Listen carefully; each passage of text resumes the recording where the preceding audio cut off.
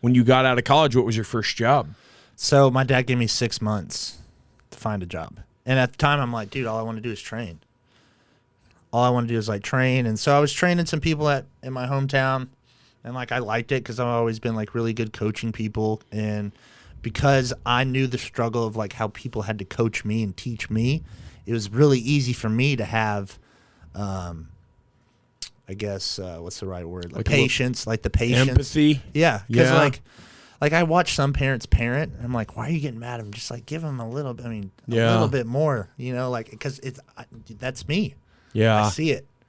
And so, like, that's why I'm kind of successful now, is because I've been able to teach other kids, like, hey, you can do this just like I have, and, like, taught other grownups, like, hey, you can get into this detailing business too. But my dad gave me about 6 to 7 months to find a job. I land this job in corporate America in Allen, Texas. Oh, yeah. Yeah. At Lifetime Fitness. Working for this guy, Matthew Heinrich. Shout out, Matthew Heinrich. And, yeah. That's a big Lifetime over there on Sam Rayburn, man. 14,000 members at the time I was there. Yeah. It's crazy. Man. And I learned really fast that I don't like corporate America. Yeah. That seems to be a common theme. Mm-hmm.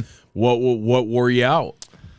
Dude, the aspect of, like, I'm the high school kid that never made myself cool or popular, and now I get to be the boss, and now I get to put you underneath my thumb because you're the cool kid that was cool in high school. Like, that's the way I always felt with, like, this dude. Like, it was like he knew that I had leadership qualities, that certain people on the team thought the way that I thought, and, They gravitate toward you? Yeah. And so, like, and I knew that, like, I'm slightly manipulative, towards people, and I can talk a certain way. And, like, he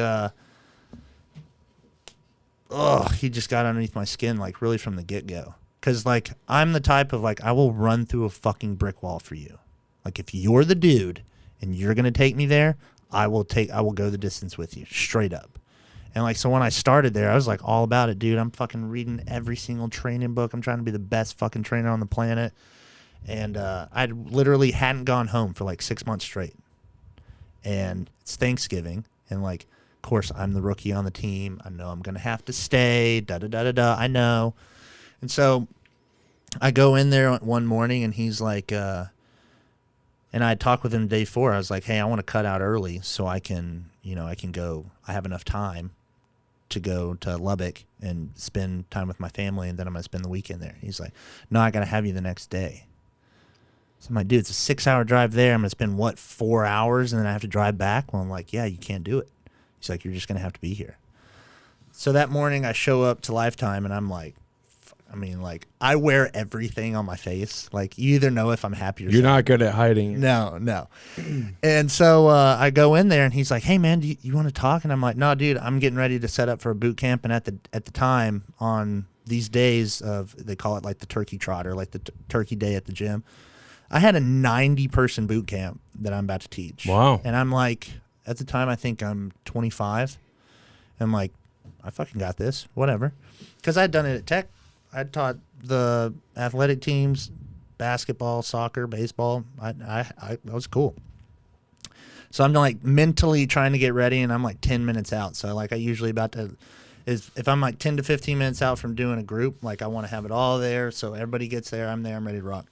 And he's, like, fucking with me, and he's like, come on, man, just come in my office. We'll talk. You say whatever you need to say. Why does everybody always want to talk, man? So I'm like, okay, cool. So I'm, like, literally 1 foot in, 1 foot out. I have my back against, like, the dividing of the wall. Like the door jam? The door jam. And he's like, come on, man, we'll have a name. I'll never forget this. We'll have a name tag off conversation. And I'm like, okay. And I'm like, what does that mean? He's like, you can say whatever you want. If you're going to tell me to fuck off. Oh, it's off the record? Off the record. So I'm like, I go, Matthew, if I take another step into your office, I'm going to beat your fucking ass. I was like, I don't want to be here. I was like, you're taking me away from my family. I was like, I want to be in Lubbock. I go, now I have nowhere to eat Thanksgiving because of you. I was like, I'm going to go do this boot camp, and then I'm fucking leaving. And so I leave, and I go do the boot camp. Everybody loves it. It's amazing. I had it on both basketball courts. Like, you could see it from upstairs. It was sick. Get done. I leave for the day. Come to work the following day. Walk in the building. I have this email, and it's from the general manager of the building, Trevor, we'd like to have a meeting with you. So I go down there, and it's her and Matthew sitting on like her, like if you're her and Matthew sitting right there, and I have to sit down right here, and she's like, so Matthew reported you, and I'm like, what? For what? And he's like, well, do you remember yesterday when you told me to fuck off? And I was like, yeah, I remember when you told me yesterday it was a name tag off conversation. And like we went back and forth on it, and like they wrote me up in there, like you have 2 more strikes and you're out. Ooh. I was like, oh shit. And that's when I realized it's like, fuck everyone here. No like doubt. they don't care about you. Hell no. They don't care about how much money you make for them or for whatever.